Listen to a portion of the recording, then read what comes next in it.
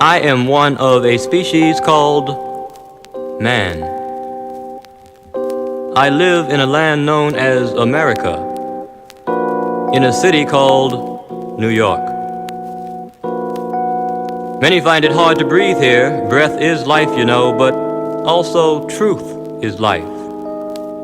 And love is life. And well, truth, life, and love are really what this record is all about.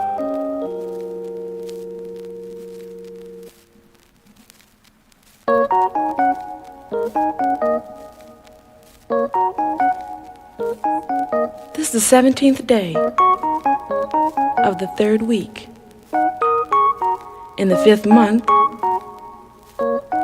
of the 3rd year of the 7th decade in the 2nd millennium, after what has been reported by some as the death of a man called Jesus.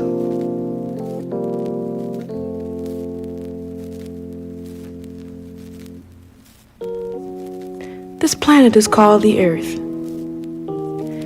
It's a rather small and very crowded planet, perhaps even too crowded with so-called human beings who find it so very, very hard to live in peace. But we have found a way. Harmony does exist, you know. What you are hearing is an offering to any and all future beings. We are sealing some of the thoughts and feelings, the vibrations of our day in what you may call a time capsule.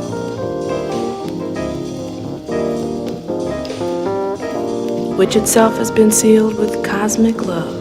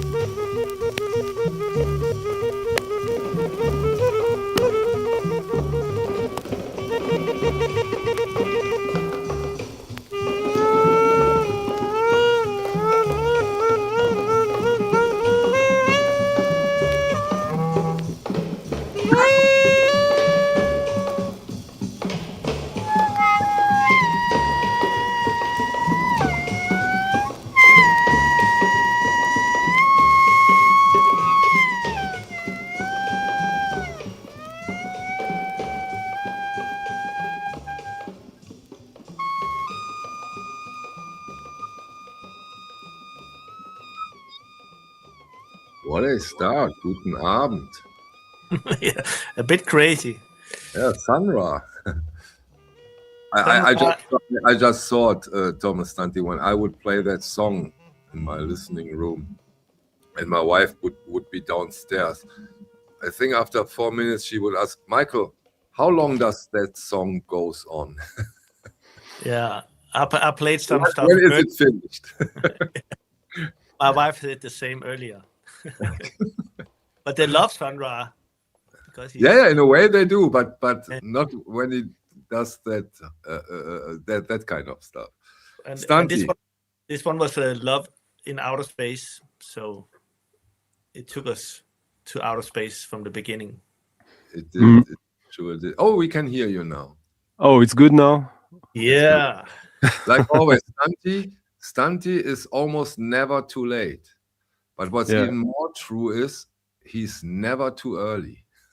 Well, no one would have known if you hadn't said anything, but like I literally had to shovel 70 meters of 1 meter of snow to get to the studio. Yeah, really. And then with the clock in front of your face, 1 minute, 50 seconds, 45 seconds. 1 meter of new snow. Yeah. And you know what? And even wet snow. So it's even heavier. Oh, fuck. Yeah. It's like, because right now it's oscillating between -1 and +2. So it's horrible. I get it. Yeah. So you have no shortage of snow. Nope. Sunra Stunty, huh? Yeah, well. Was that your first Sunra song this year? Your first Sunra title this year? Yeah, I hadn't listened to any Sunra this year so far. I've been actually listening to a lot of music since the beginning of the year. It's I've spent more time listening to music in the studio than usual. I spend a lot of time listening to new stuff on the computer every day, looking for stuff or old stuff that I don't know of. But you know, when you shovel the snow and you get here, you make the best of it. Yeah, I get that. Yeah, that's for sure. So new records this year, Thomas Stunty? Yeah. I've had about like 20 new records so far this year. 25 already. 20. That's more than one per day. Yeah. You're a greedy bastard. I mean, the records arrive when they arrive, huh? Yeah, that's true. Thomas, more than 20 records? No. For your privately, I mean. Four. I've been in before, maybe 5. Okay. And a few is coming. Okay. Oh, that's. You know this one, Thomas? No. Okay, yeah. This is one of the records I got. But it looks like something I would like to know about. You playing it? No, I'll be playing it on the Friday stream. I haven't played it yet, but it's like a sort of spiritual new age outsider music from Switzerland. Yeah, but we're not going to be far off with my next record, which is first. It's not a new release, but it's the first time on vinyl. So I guess that for us, that's what matters. So let me just change the setting quickly. So let's see what happens now.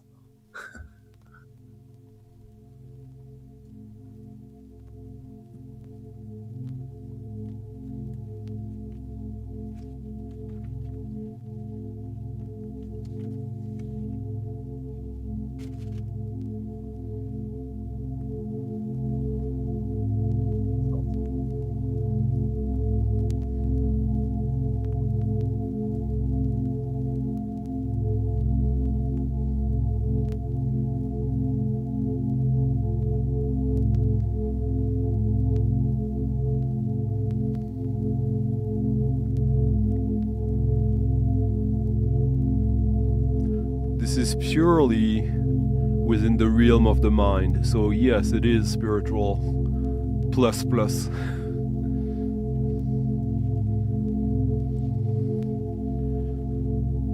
I like it so far. And you know who that is, actually, Thomas. I can't believe that one. Well, I'm not gonna show letters that... Oh well, yeah, I can. This Klaus Wiese. Ah.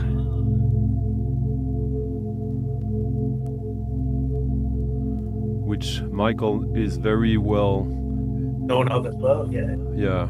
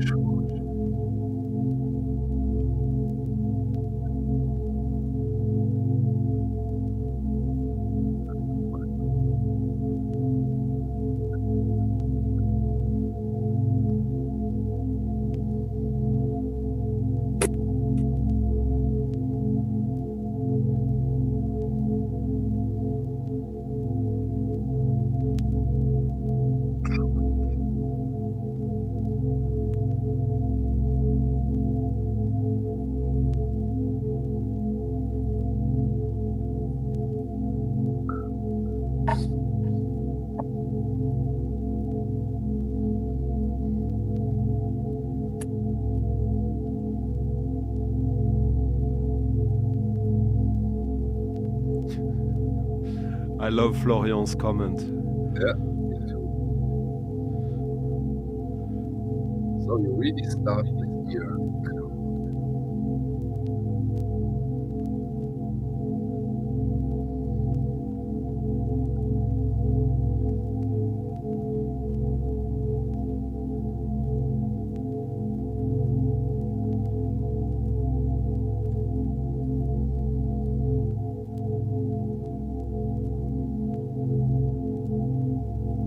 Can you hear the new tones creeping in from behind, like high-pitched ones?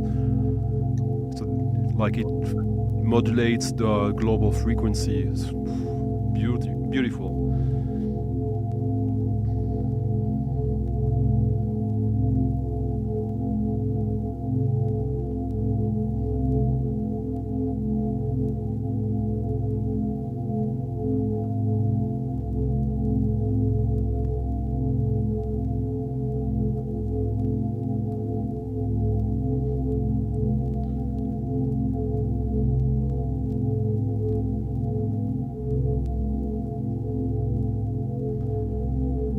For me, this kind of music, you've had a long day, you go home, you put this on, and you make the whole world disappear.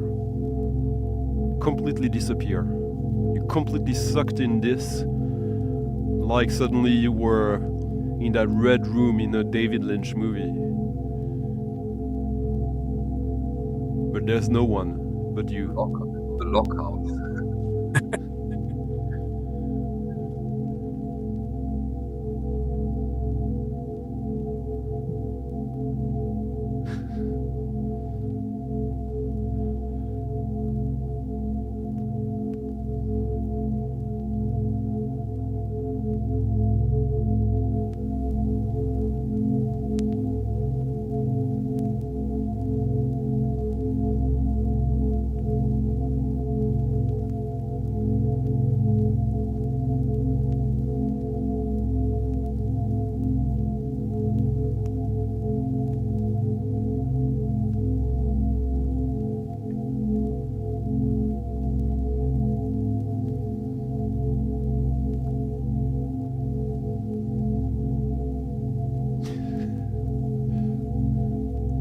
This is percussion.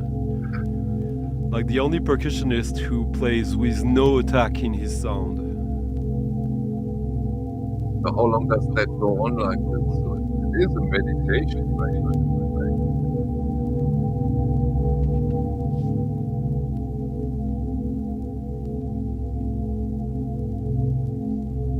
Will this artist perform on some festival? Well, if we manage to get rid of the whole world and also travel back in the past, maybe, Florian. Yeah, he passed away. It's the easiest thing to do for you, right? Hey, Liam. Hey, Liam. You missed Stunty's prog rock record of the day by now, right now. Well, for me, this is really one of the sweetest releases of last year. Yeah. This was released originally in '88 on cassette only, Okay. and beautiful work. This came out on Black Sweat Records, so Italy. So what would you say, Stunty? Would you say the spiritual aspect of it comes from the esoteric part? Would you call that an esoteric record, or how would you? It's say deeply meditative. I would say this is like meditative music if you want it to be. Like there's no music that would be better to meditate to in a way. But I think it can be much more than that as well. It is, so okay, he's playing singing bowls. It's not that easy to play, but when you get the handle of it, then you can do it. But what he manages to do there is... Describe a singing bowl a little bit deeper, please. So a singing bowl is just... it can be made of different material, glass, crystal, clay, ceramics, but then it's about how you wet it so that the friction between your finger and the glass manages to create a frequency that you can tune with, like it's not exactly the same as the wine glasses, but it's kind of in the same technique, more or less. But in '88, like how you record this, and to have zero sound that is basically interfering with, as you could hear, you only had the actual frequencies of the singing bowls, nothing else. And so it's just about, for him, of deciding of a harmony with one, making a steady frequency, sort of drone, you could say, with it, and then adding other frequencies from the other bowls, and so that you can play with the harmony. But in this case,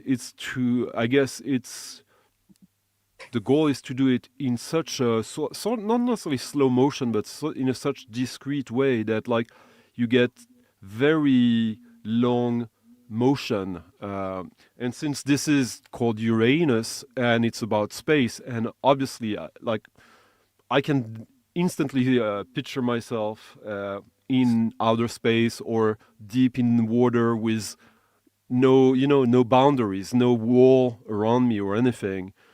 So I guess that this idea of motion that is invisible, like it is in space, like it would take a long time before you realize that you're actually advancing or backing. These ideas, I think, are also present in this record and in this kind of music. Nice one. Thomas, where does your spiritual journey take us? Here we go.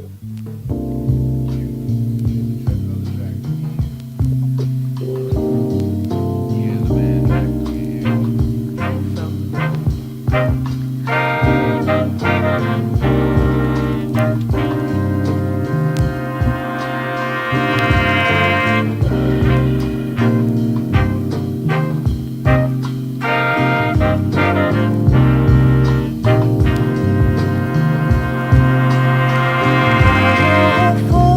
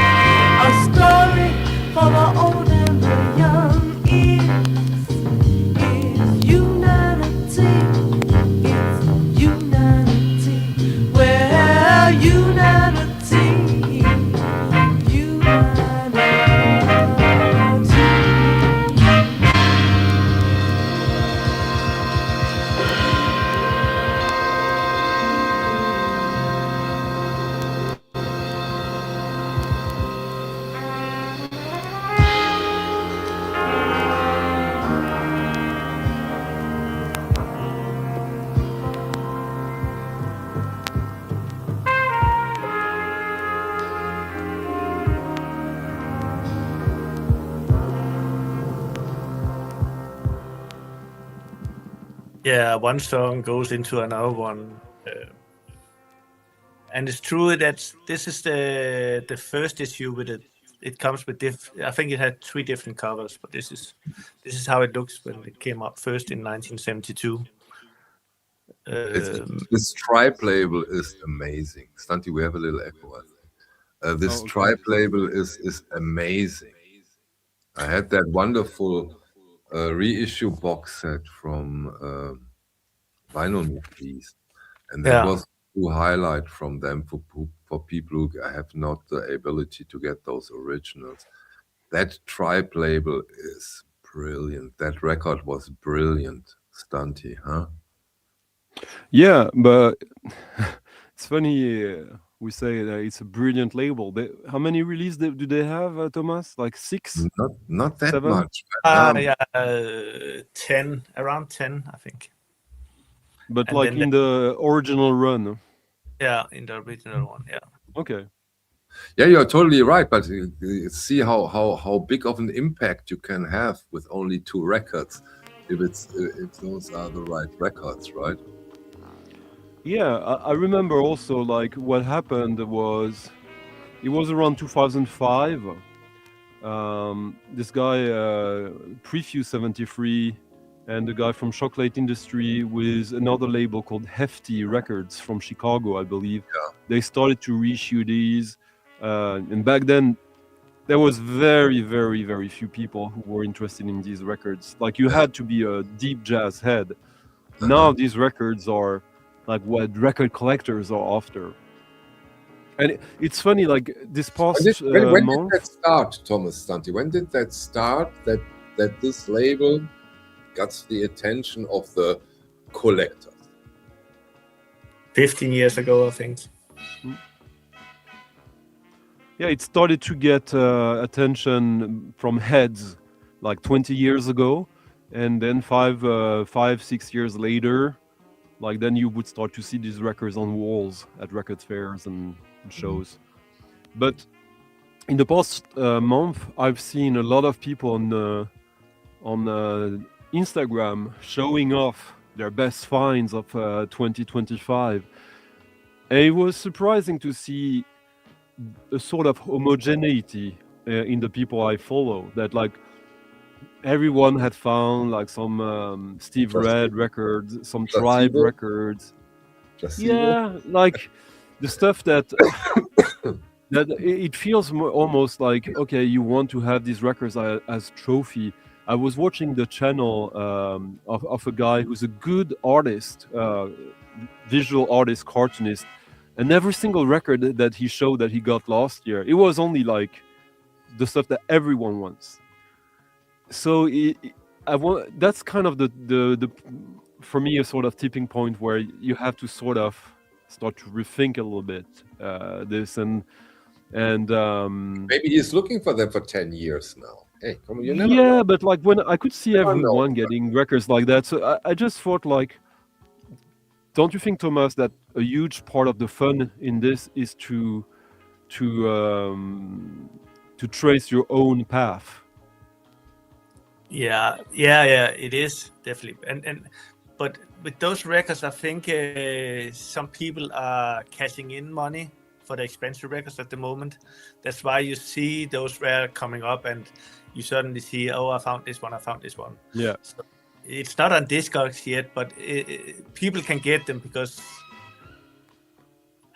some of the Tribe I have two of. I will sell them now because I think the price is where it's highest now.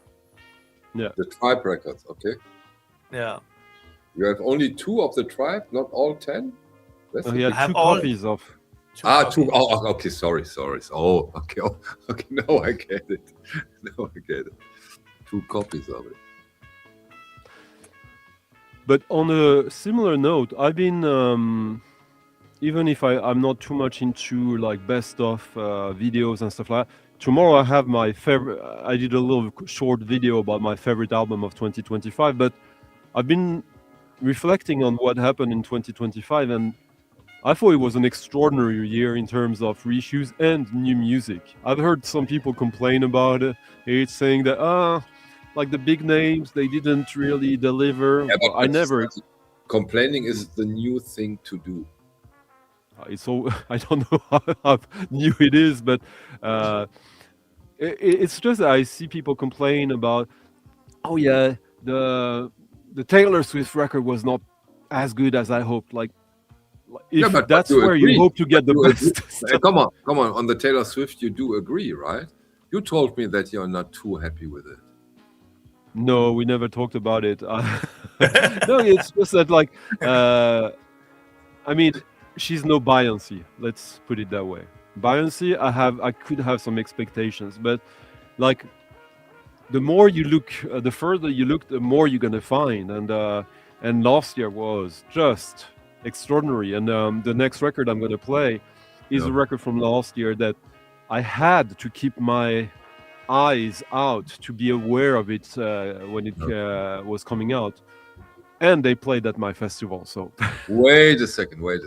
So that means tomorrow you do a video about your favorite record 2025? Yep. That's crazy early for you. Usually it takes no, it's only one. It's only one record. Because usually you need 6, 7, 8 months to decide. A few years. Yeah. But haven't it always been like people do the best records like the first records? So it's not often that they make a better one later. I'll tell you what, Thomas. I literally got a record from 2025 on December the 30th. A record that. And I got it through a shop I bought it with. So it is a 2025 release, even if apparently I got it sent early, and I was the only one to have it. Okay, so you're the only person in the world where it is a 2025 release. Yeah, but well, I entered it on Discogs. On the day I got it, because I purchased it from a shop and I pre-ordered it in October, and it was supposed to come out in November. It got delayed a little bit. Now it's finally out. Maybe I'll play it later. It's a Norwegian record, and I mean, I don't know how close you watch this kind of stuff, Thomas, but like, I've noticed, I mean, there were really good records coming out till the very last day of 2025. There was no no holiday for labels in a way. Yeah, but Santi Thomas and me, we get very, very lazy now with new records because we have Stunty. And he tells us. Well, we have Stunty tonight. Exactly. Oh, well. And here you have.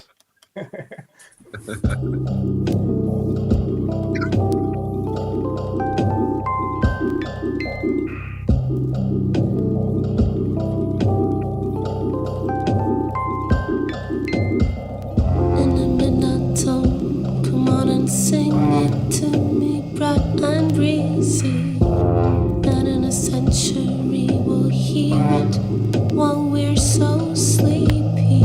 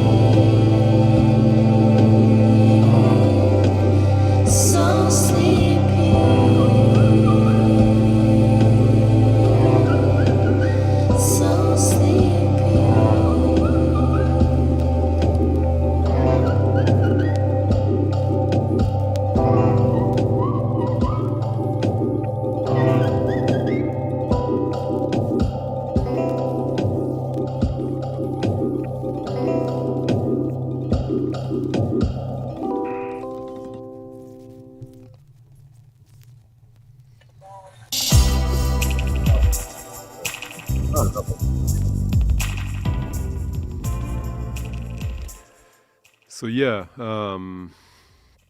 wait. So this is even the first release of that project, which is a couple. This is J Glass Dubs, who's more known for his sort of swampy dub electronic, dubstep, ambient, and Sissi Rada, who's a harpist who's doing sort of experimental pop, and she also plays in symphonic orchestras. J Glass And Dubs they've been together. He has quite an output. Sorry? Yeah. Sorry, J Glass on has really quite good an labels. Yeah. And he was at your festival? And yeah, they played. He played last year alone, and they played. It was their second show ever. They did a release party with the label in Paris in a bar 2 days before, and then they played at our festival, which was basically the first proper gig they ever made. And yeah, this is the first release. They have a second one that will come out hopefully this year. This was extremely limited. No one understands why the label didn't do more than. How many did they do? That totally ridiculous 300 or more? Much less. Really? Oh yeah. Wow. I mean, it's available digitally, Well, but on vinyl, yeah. I think they did an extra pressing of 10 copies of the initial 20. Isn't Seeker says 25 copies? Yeah. That's insane. Yeah. And that's pushing the prices up like crazy. That's the new thing. Mm-hmm. No, but like, you know what? The thing is that they were also selling it for like 20 euros, 25 euros. So if you do 25 copies, it doesn't matter. No, but the thing is that it's sort of a romantic gesture as well, just to release it physically that way. But I don't know that romantic stunt. I think that also has a strong marketing vibe to me. In their case, I know it is more like that because, like, otherwise, why not sell it for 100 euros? Because then it would be too obvious. I think it's not the money that comes in through the selling. It's the image you get when that record is highly sought after and gets more and more expensive. But the thing is that it isn't, because they didn't really market it. They didn't hype it more differently than any other release. So okay, that's cool. Then give me your copy. But now we hype it. That's what happened. Exactly. And it's a sort of a soul, neo-soul, ambient, pop, dubby, industrial record with, you could hear her sing. There's some tracks where they both sing. It's really a lovely record. Yeah, I think I agree with even 50 is maybe the smallest amount that's okay. 25 depends on how much you sell it for. Yeah, but Stunty, it's J Glass Dub. Yeah, he's not a nobody. Oh no, not at all. The thing is that the first one will cost you 500 euro to do.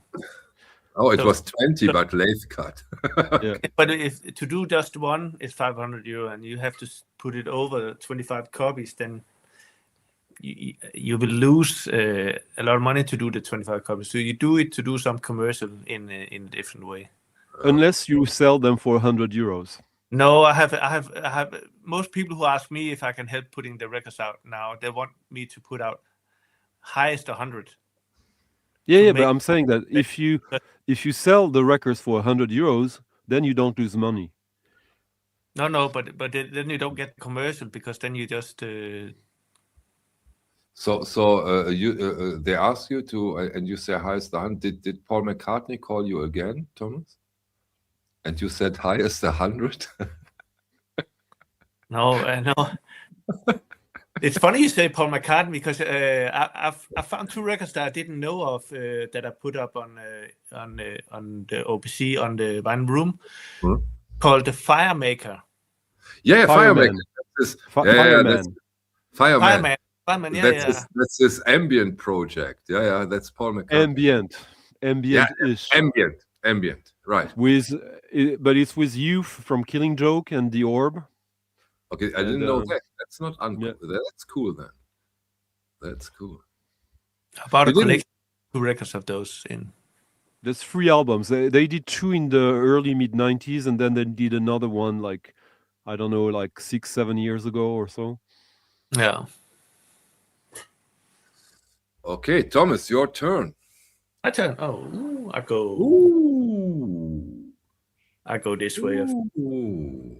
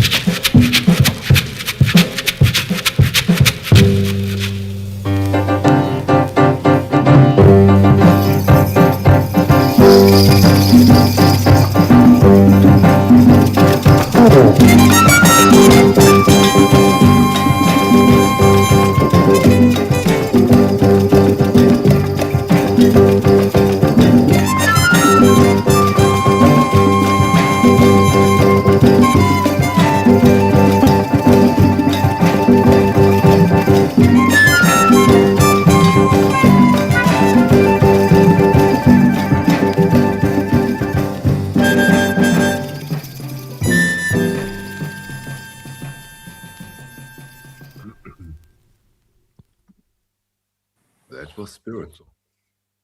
Yeah, I don't know. It was I think my favorite jazz by in 2025. Is this the record that comes from the Dominican Republic? Yes, it does. Yeah. I remember that. The jacket is amazing. Yeah. And I'm very. Stan, you didn't know that record. I know that record. No, you don't. I do. It's from the Dominican Republic. How can you know it? What is this question, Michael? You cannot know it all. It's a cult record. There's even a few people in the chat who know it. Yeah, they know shit. Do you? No, I'm kidding. You really knew that record. One of my favorite records of the past few years, the Switched on Raw. Well, the cover was inspired by that cover. Like they ripped the color scheme and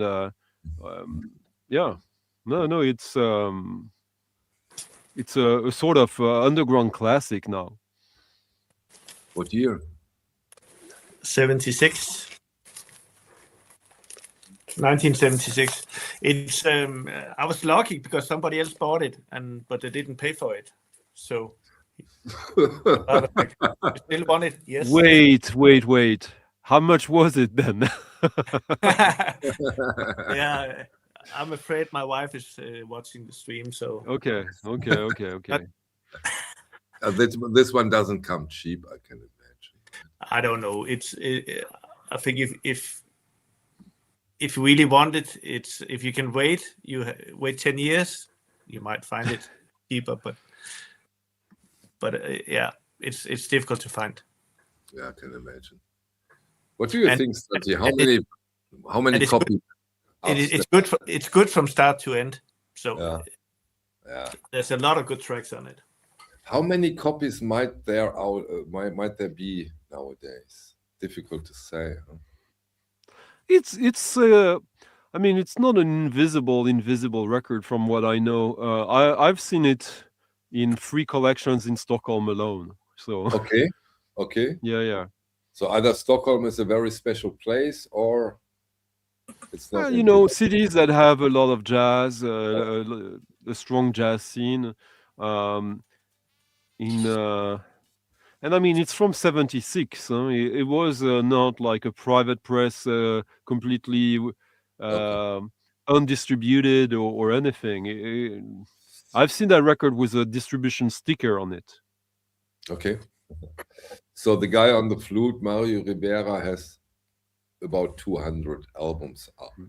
So yeah, that's decent. There's more obscure than than Dario Estrella, I would say. But that record is rare and in demand and expensive. And actually, Thomas didn't buy it. He just borrowed it. I'm saying that for your wife, Thomas. Yeah. So all my records are borrowed Yeah. because they need to go to somebody else at some point. But Thomas, I want it back, right? Yes, of course. Stanti, what do you have up your sleeves now? A record that I don't think it. I think it's pretty cheap. The concept of that record is pretty wild in a way. I think it will fit well after that. Hopefully, Is it it's a record. Is it spiritual? Of course, it is. Everything we play tonight is spiritual. In what regard would you say the upcoming title? Oh, you decide. You decide, Mike. I decide. No, I just sit here and listen and make stupid comments. You have to tell us up front. No, you let people make their choice. If they think it's not spiritual, it isn't. Okay.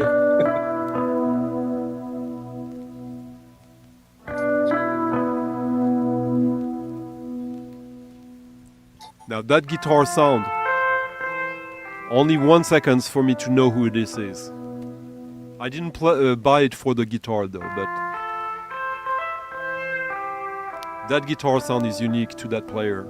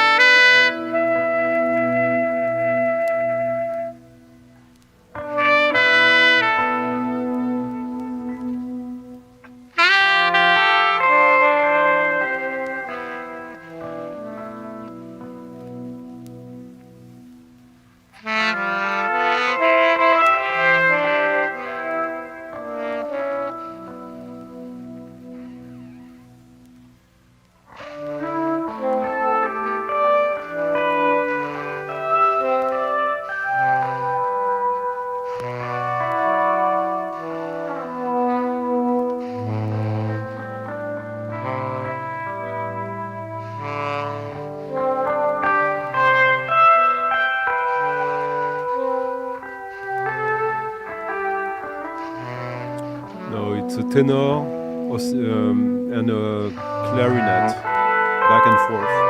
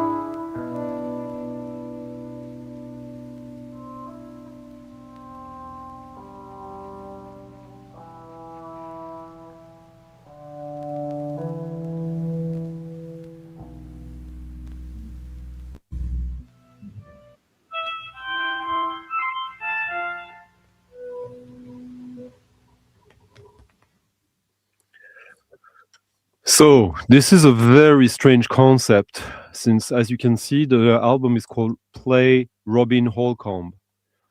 Do you guys know who Robin Holcomb is? I heard the name. She's a famous jazz singer. She's married to Wayne Horvitz.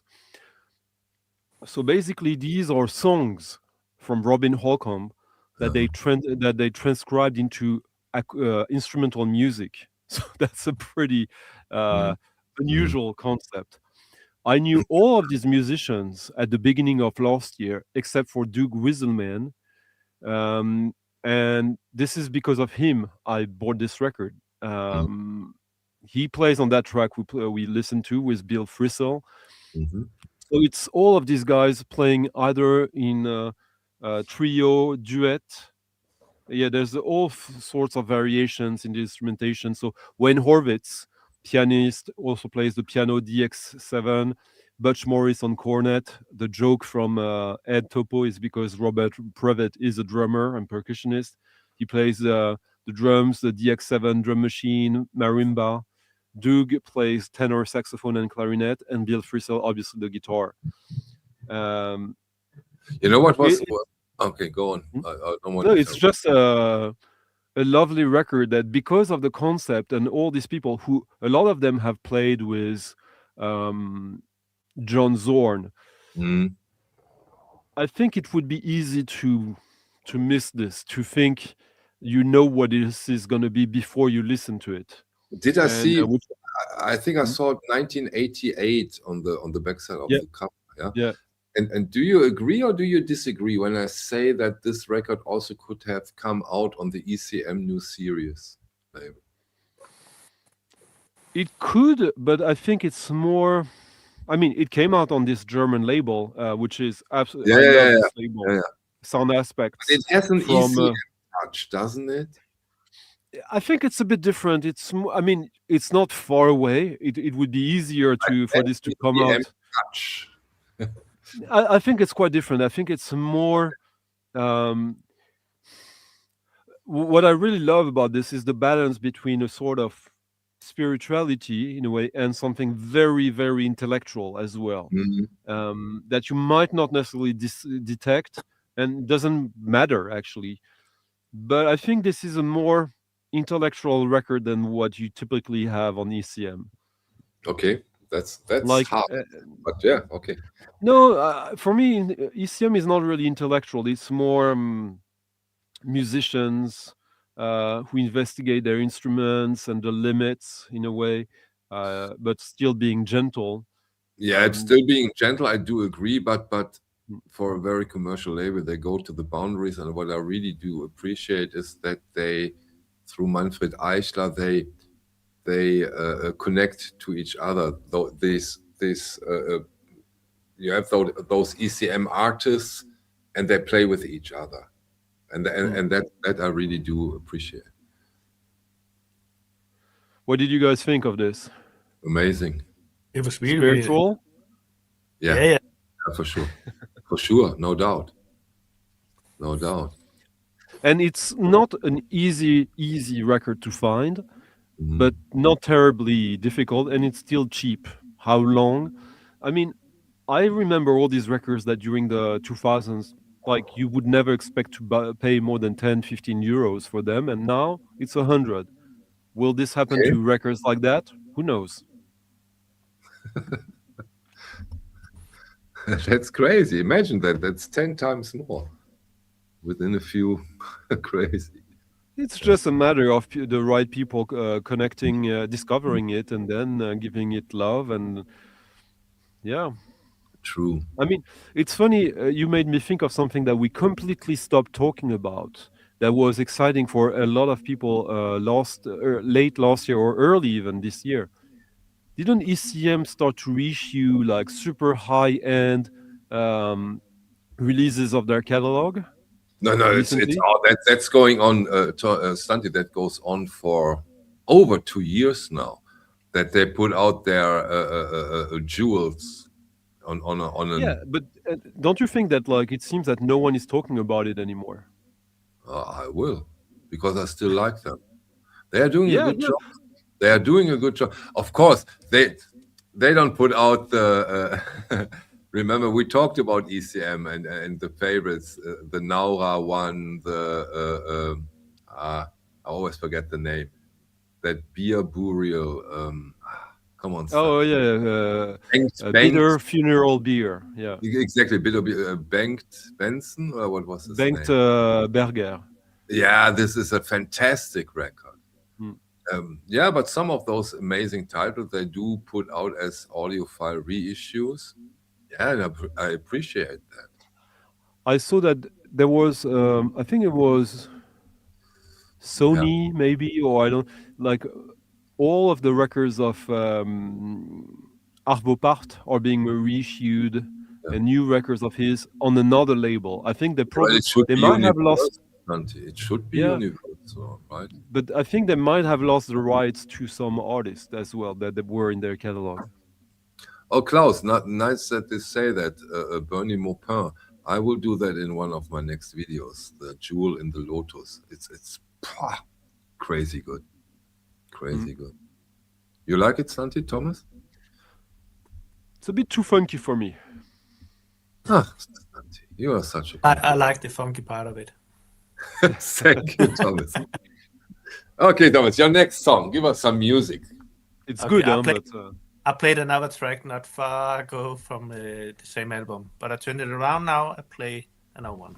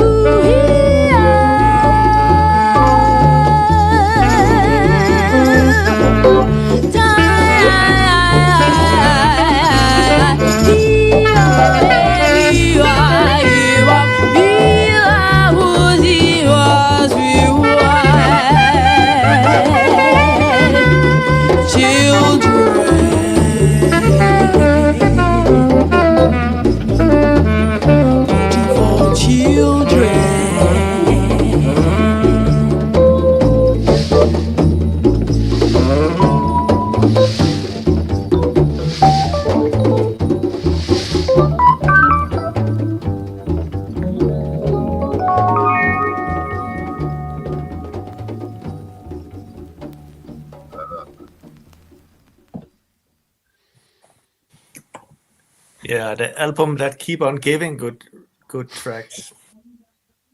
Wait, I make you loud. I like the label here. What's the name of the label, Thomas? It's Ancient African Records. I don't think I have much light in here too. Yeah, but enough to see that it's violet and gold, and that is an amazing combination, or silver. Stunty. And that's another record that he borrowed from you, Michael, by the way. Yeah, of course. Yeah. Yeah, thanks for mentioning, because I think Thomas forgot. Yeah, I nearly forgot. I like that spin, Stunty. I like that spin. I nearly forgot. Stunty, what's your take on that record? Give us some insights if you can. It's good. It's good. It's the music of that time, crossing over between literature, poetry, political activism, jazz, spirituality. I guess maybe a lot of people connect with music like that right now because the times have some similarities. I don't think so. Will AI replace all this human-made stuff soon? Has it already started? That's scary. No, it won't. Or do you think that one Stunty AI, one Thomas AI, one Michael 45 AI will sit here, do the wall of records and play AI-generated music? Not possible, in my opinion. Although I'm a tech geek and I love tech and I love AI, but I don't think that it will replace us, especially not us. Not us, meaning Thomas Stunty and me, meaning this group of people with that special interest. Yesterday I spent half an hour with an AI because I wanted to watch the second season of a French TV show, and I asked the AI to basically recap the first season to me. Yeah. And the AI just lied and lied and lied, and I was telling the AI, "You're lying. Like that's not what happened in the first season. He died. No. He survived." Like he kept lying, and I had to tell it, "Please don't speculate if you don't know." Yeah, sorry. And I thought like, shit. Yeah, they always Then I apologize, right? The AI always apologizes when you say, but the thing is that when I told the AI what was really happening in the show, and it apologized, I asked the very same question again, and it said the same thing again.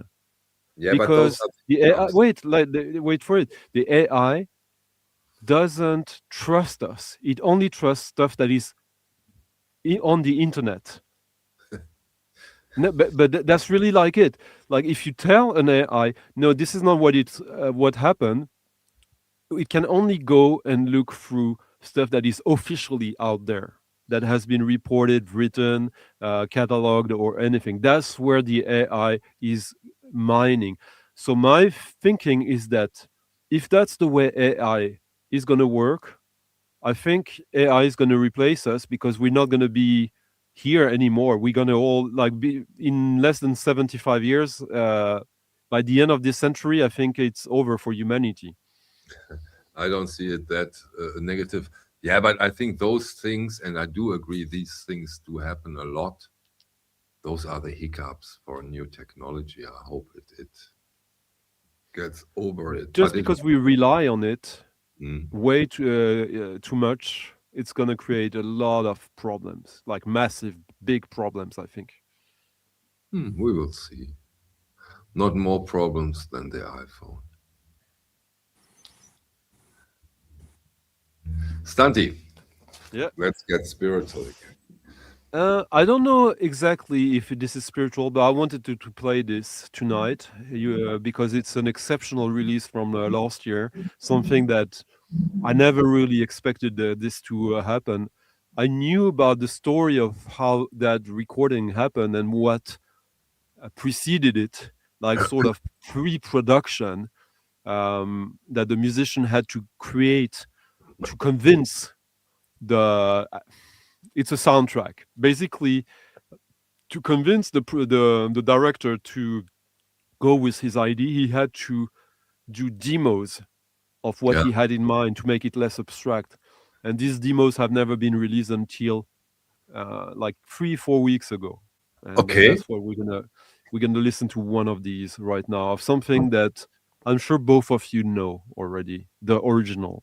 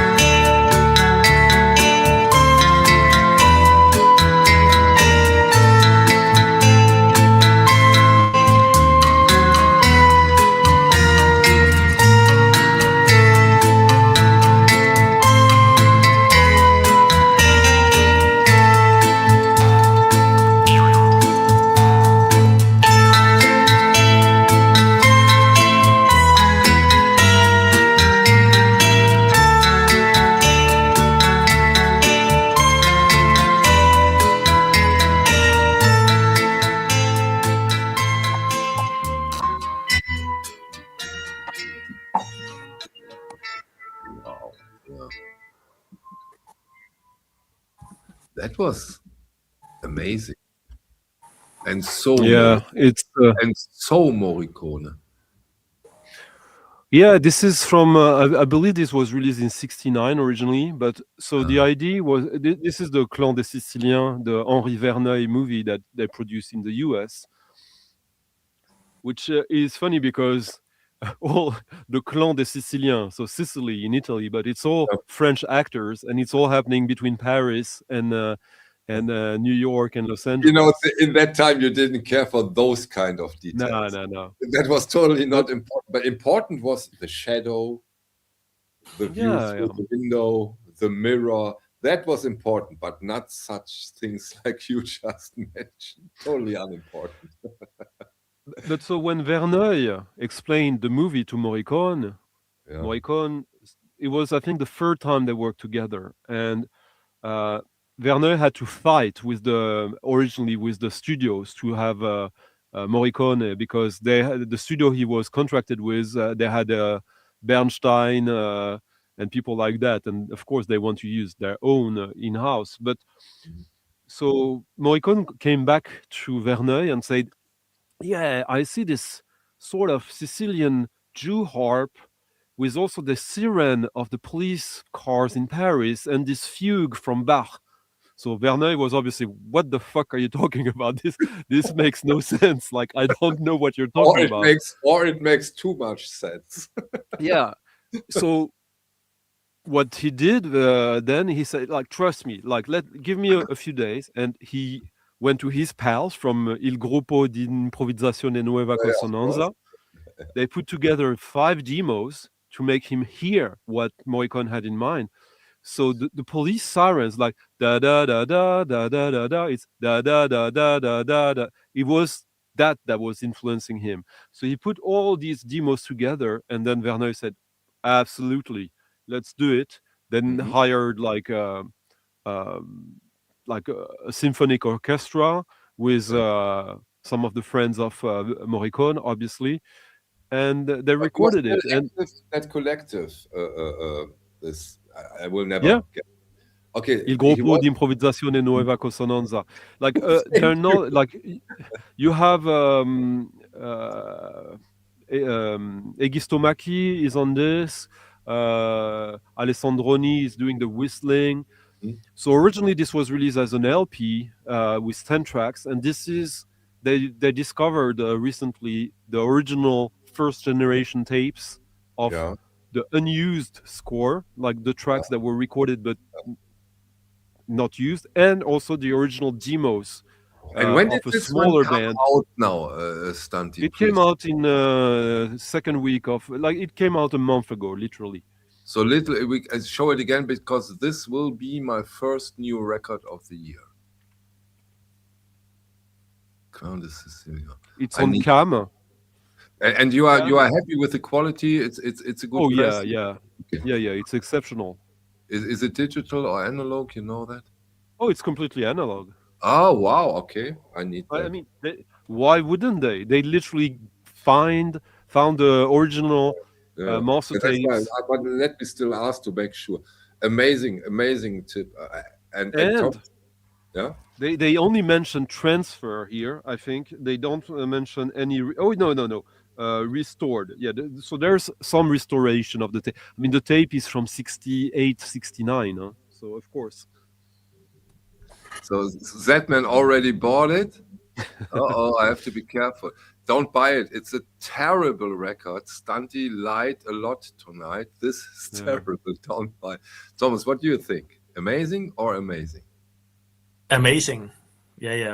What's your take on Morricone? Oh, there's so much, but I think he's so wide. He do so much different music that is always interesting to hear the albums. Yeah. So I always pick them up when I see any Morricone. Did you know about that release? I didn't. No, I never seen it. But I will enjoy it next week. Exactly. I will order that. That's for sure. Amazing. Thank you, Stanti. Thomas. But when I heard it, it reminded me of a track that I heard a little bit earlier today. But it's that one was good. This one is okay. Just quickly before I played 2 tracks of that on my Friday stream 2 weeks ago. I had to take a leap of faith because I couldn't find any audio of this particular release online anywhere. Like, it's basically marketed only in Italy, and they didn't there's no Bandcamp, nothing. Yeah, good, Stanti. That's really amazing work you do here, because this seems to be an exceptional release. Oh yeah, it should be.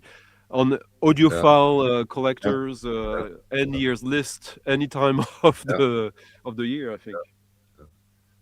So, but just to make that clear, because I'm still not totally clear with it, maybe because I'm stupid, but is that a version that didn't make it to the movie, or is that the version that make it to the movie plus extra stuff? There's 3 LPs. The first LP is the original version remastered from the Then there's a second LP of all the tracks that were intended for the movie but unused because of editing, and then a third LP with the demos.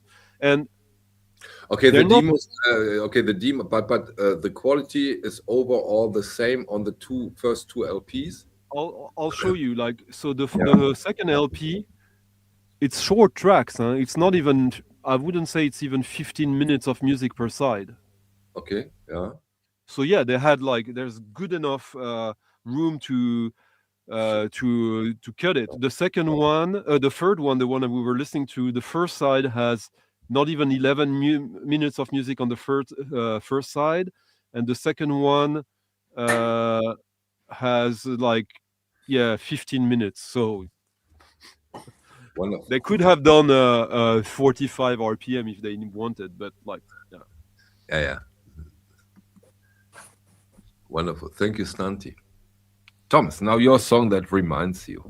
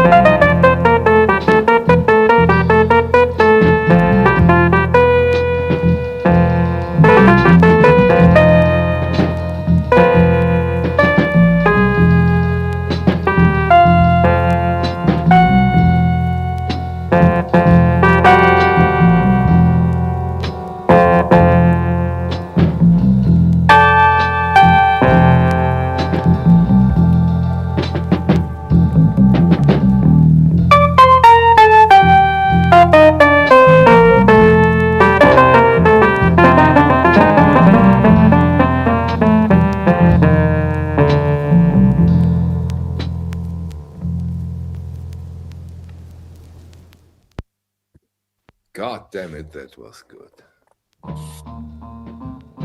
Yeah, it's 21st Century Romance. From another Thomas, good record from Sandra. that was the third time in those two streams, or even the fourth. I don't know. Third or fourth time you played Sandra. What is the special thing with Sandra when it comes to spiritual? Is he the earliest, most spiritual guy, or what is it? I think he's the most extreme spiritual guy that is in the music business. Stanti? Yeah, I'm not sure even like I typically don't put him in the spiritual category. He's like the cosmic jazz guy. And like what we just but like what we just heard, I love that track. I absolutely adore it.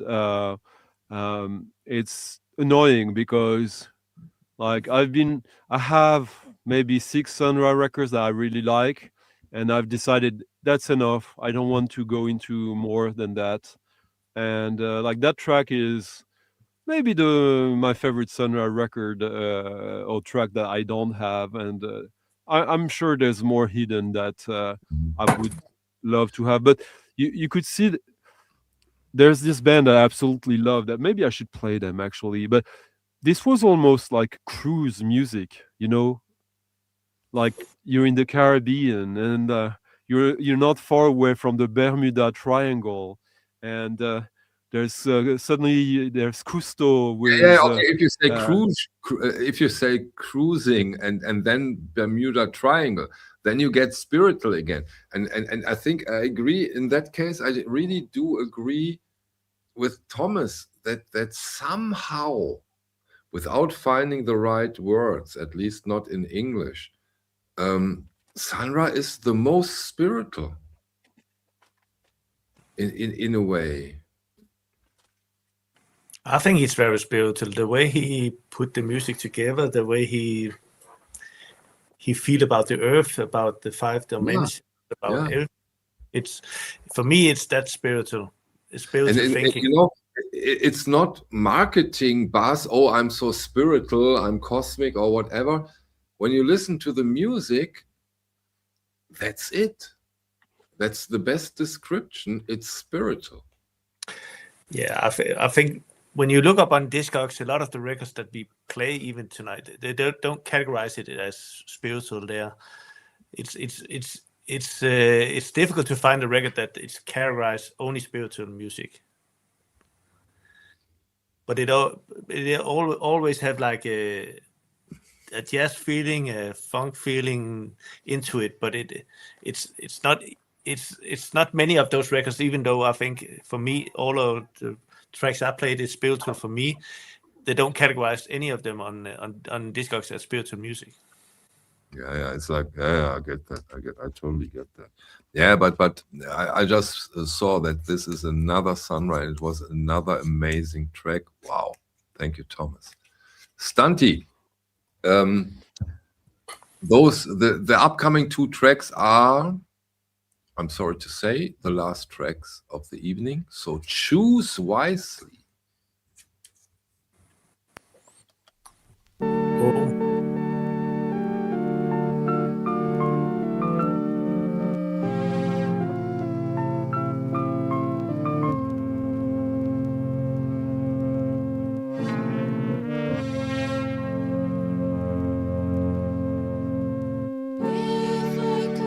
Record the moment just before you leave.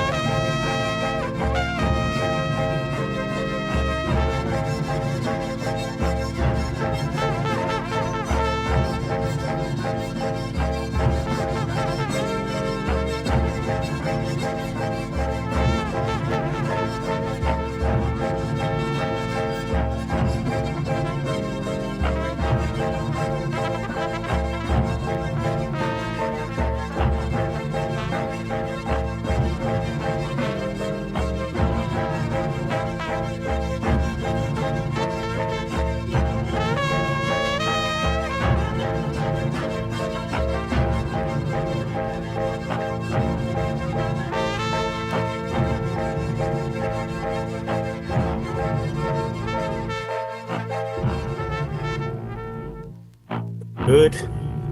Good. Brad. Oh, that's even better. Thank you, Stunty. Amazing. Yeah, the Pram are sometimes, often I would say they're my favorite band. They definitely are my favorite rock band ever. Yeah. Although rock is complicated to describe them as. So we heard This is spiritual rock now. yeah. Well, like I think this is very very close to the track that Thomas just played, the Sunra track. There's the monotony, these sort of like idiot savant keyboards that have a sort of electric sound, but also kind of very lo-fi at the same time. And Pram, I mean, they're from Birmingham, a very blue-collar city.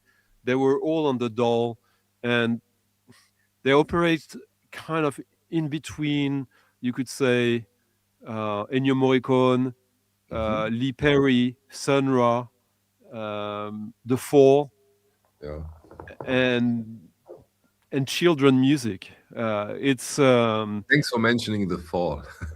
yeah, no, but there's a punk aspect to it, and but there's also this sort of space age, and I think that that's kind of the word we missed about Sunra. There's Sunra is space age music. It's music for the atomic age. It's literally music that he shows his own path in the late 50s or 60s in the glorious 30 years of the post-war, where we were all looking at the stars and space conquest and all that. And there's obviously a lot of like Afrofuturism there and political aspects, but well, this is, I think, Sunra was the outcast, and they are the outcast as well. And when you hear their music, it's definitely the music of the outcasts, of the Mavericks. That's always an interesting and nice part. Before we get to the last song of the evening, our greetings go out to Hind, who finally has made it back to the wall of records.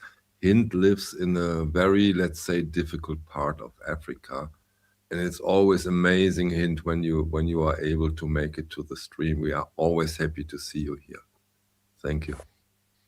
So, last song of the evening. Thomas, tell us up front what we are listening to, because we are blending out as always.